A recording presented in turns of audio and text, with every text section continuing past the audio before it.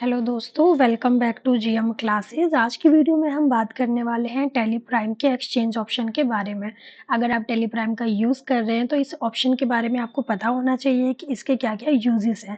अगर आपको इस ऑप्शन की जानकारी होगी तो आप अपने काम करने की जो स्पीड है इसको 2 से 3 गुना तक बढ़ा सकते हैं। तो वीडियो को लास्ट तक आप ज़रूर देखिए। चलिए वीडियो स्टार्ट करते हैं। तो सबसे पहले इस ऑप्शन पे जाने के लिए हमें ऑल्ट प्लस जेड प्रेस करना होगा।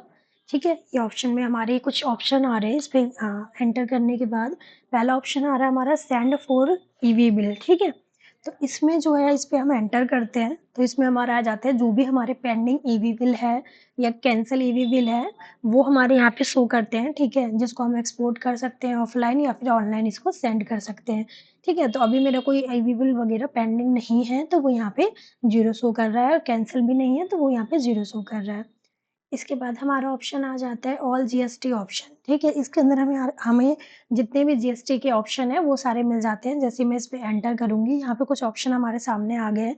पहले तो आ गया आपका जीएसटी लॉगिन और लॉग आउट का ऑप्शन। ठीक है, तो इसमें क्या होता है, ये सबसे बेसिक ऑप्शन है। इस पे क्लिक करते ही टैली जो आपका जीएसटी पोर्टल है उसका जो यूजर नेम और पासवर्ड आपका मांगती है। ठीक है, जब आपने अपनी कंपनी जो है क्रिएट करी होगी तो वहाँ पे अगर आपने यूज़र आईडी पासवर्ड डाला होगा तो वो पहले से जीएसटी आपकी कनेक्ट होगी। ठीक है, तो अगर नहीं डाला तो आप यहाँ से लॉगिन और लॉग आउट अपना जीएसटी कर सकते हैं। इसके बाद हमारा आ जाता है ईवी बिल सेंड करने का। अगर आपको अपना ईवी बिल सेंड करना है तो ये हमारा ऑप्शन है। इसके बाद हमारा अपलोड जीएसटी रिटर्न। ठीक है, अगर आप चाहते हैं कि टैली प्राइम से ही आप अपना जीएसटी R1 फाइल करें तो अपलोड जीएसटी रिटर्न्स पे जाके आप यहाँ से फाइल कर सकते हैं। ठीक है, उसके बाद हमारा ऑप्शन है डाउनलोड जीएसटी रिटर्न्स का। ठीक है, अगर आप अपनी जीएसटी की रिटर्न डाउनलोड करना चाहते हैं हर मंथ की, ठीक है, तो आप यहाँ से इसको डाउनलोड कर सकते हैं। ठीक है, इसके बाद आ जाता है हमारा रिकम्प्यूट जीएसटी R2B का। ठीक है, इसमें क्या है कि अगर आप अपना जीएसटी टू बी मैच करना चाहते हैं तो इस ऑप्शन पे जाके आप यहाँ से इजिली जो है अपना मैच कर सकते हैं। इसके बाद हमारा आ जाता है डाउनलोड आईएमएस इनवर्ड इनवॉइसेस। ठीक है, इसमें क्या होता है कि ये जीएसटी का नया सिस्टम है जिसमें तुम्हारे जो भी वेंडर होते हैं वो जो उनके द्वारा जो भी बिल अपलोड किए गए हैं वो सारे B2B इनवॉइस पोर्टल पे दिखते हैं। इस ऑप्शन से आप जो है अपने पोर्टल पे वो सारे जो इनवर्ड इनवॉइस की जो लिस्ट है टैली में डाउनलोड कर सकते हैं। फिर टैली के जो भी परचेज होती है उससे आप उसको मैच करके देख सकते हैं कि कौन सा बिल आपका जो है बुक हुआ है या नहीं हुआ है। ठीक है, कुछ आपका जो बिल है कोई गलत तो नहीं, वो यहाँ से आप मैच कर सकते हैं। इसके बाद हमारा आ जाता है अपलोड आईएमएस इनवर्ड इनवॉइसेस। ठीक है, इसका इसका जो उल्टा काम होता है वो है कि जब जब आईएमएस में किसी इनवॉइस को एक्सेप्ट रिजेक्ट या पेंडिंग मार्क हो जाता है तो वो एक्शन पोर्टल से अपलोड करना पड़ता है। ठीक है, तो ये जो ऑप्शन है उस एक्शन को जीएसटी पोर्टल को भेज देता है। इससे वेंडर को पता चल जाता है कि तुमने किस बिल को एक्सेप्ट किया है या रिजेक्ट किया है। इस ऑप्शन से आप यहाँ पे ये चेक कर सकते हैं। इसके बाद हमारा आ जाता है reset IMS inward action status. ठीक है, मान लो गलती से तुमसे कोई इनवॉइस जो है आईएमएस में रिजेक्ट मार्क कर दिया है। ठीक है, जबकि वो बिल जो था आपका सही था। तो इस ऑप्शन से आप जो है उस एक्शन को ना अपने रीसेट कर सकते हो, वापस एक्सेप्ट भी कर सकते हो, रीसेट भी कर सकते हो। ये हमारा जो reset IMS inward action status है। ठीक है, इसके बाद हमारा आ जाता है रिफ्रेश जीएसटी स्टेटस। ठीक है, इसमें क्या कभी कभी टैली और जीएसटी पोर्टल का जो कनेक्शन है वो हट जाता है। ठीक है, इससे हमें बाद में दिक्कत आती है तो आप उस जो आपका जो कनेक्शन है उसको रिफ्रेश आप कर सकते हो। इसके बाद है हमारा फाइल जीएसटी R1। अगर आपको अपनी जीएसटी R1 फाइल करनी है तो वो आप यहाँ पे कर सकते हैं, ये ऑप्शन है। इसके बाद हमारा आ जाता है एक ऑप्शन सेंड पेमेंट का, जो कि अभी मेरे में शो नहीं कर रहा है। ठीक है, क्योंकि मैंने अपना अकाउंट जो है टैली से कनेक्ट नहीं कर रखा है। तो अगर आप कनेक्ट करते हैं तो ये ऑप्शन आपको शो करेगा। ठीक है, इसमें एक फीचर ये भी है कि आप अपने टैली प्राइम से अपने वेंडर को जो है पेमेंट वगैरह कर सकते हैं। ठीक है, चेक वगैरह बना सकते हैं। ये सारे ऑप्शन आपके इसमें आ जाते हैं। इसके बाद हमारा आ जाता है गेट बैलेंस का। इस पे मैं एंटर करूंगी। ठीक है, इसमें क्या होता है, ये बैंक लेजर। ठीक है, अभी मेरा जो बैंक अकाउंट है वो टेली प्राइम से कनेक्ट नहीं है। ठीक है, अगर वो उससे कनेक्ट होता है तो यहाँ पे जो है बैंक लेजर मुझे शो करेगा। मेरे कंपनी का जो अकाउंट है उसका जो बैंक का लेजर है उसमें कितना बैलेंस है ये सारा मैं यहाँ पे जाके देख सकती हूँ।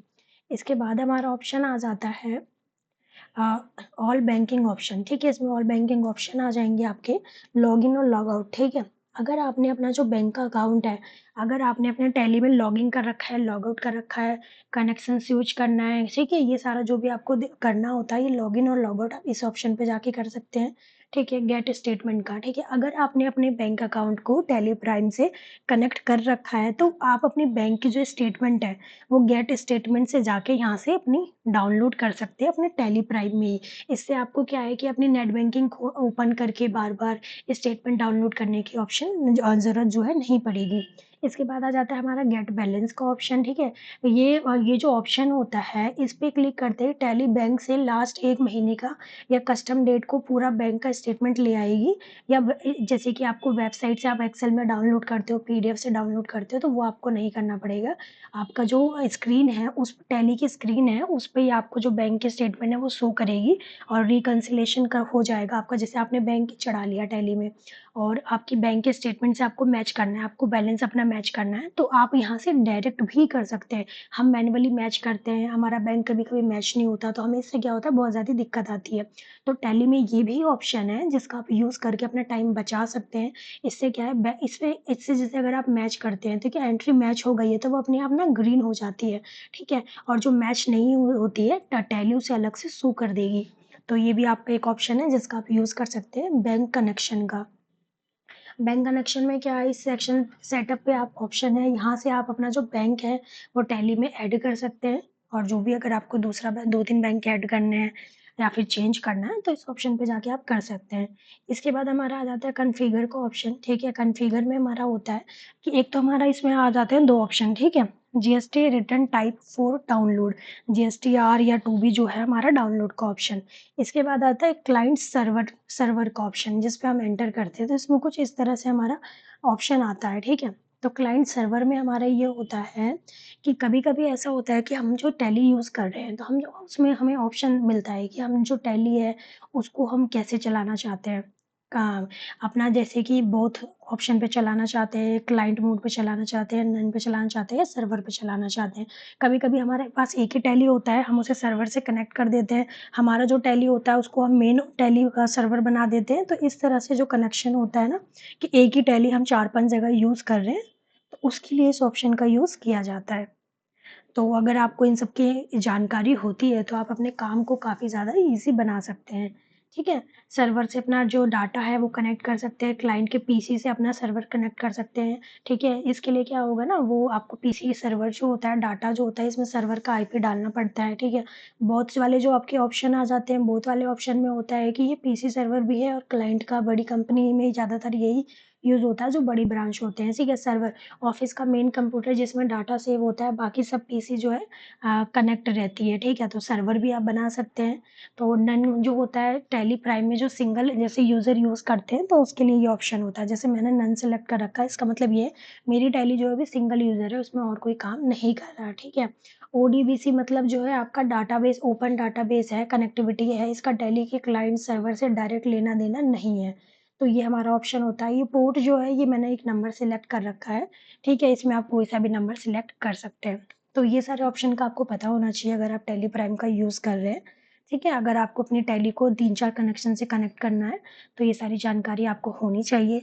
और सबसे मेन है आपका एक स्मार्ट फंक्शन है बैंक स्टेटमेंट का, ठीक है? बैंक स्टेटमेंट मैनुअली हमें चढ़ाने में बहुत ज़्यादा टाइम लगता है, मैच करने में टाइम लगता है, ठीक है? अगर एक बार आप अपना बैंक अकाउंट टैली से कनेक्ट कर देते हैं, तो ईज़िली आपका जो बैंक स्टेटमेंट है, आपका डायरेक्ट यहाँ पे डाउनलोड भी हो जाएगा, मैच भी हो जाएगा। बार-बार आपको अपनी नेट बैंकिंग कंपनी की लॉगिन नहीं करनी होगी, ठीक है? तो ये हमारे कुछ ऑप्शन थे जिसकी जानकारी आपको होना चाहिए। तो अगर मेरी जानकारी आपको अच्छी लगी हो, तो वीडियो को लाइक, सब्सक्राइब और चैनल को फॉलो ज़रूर करें।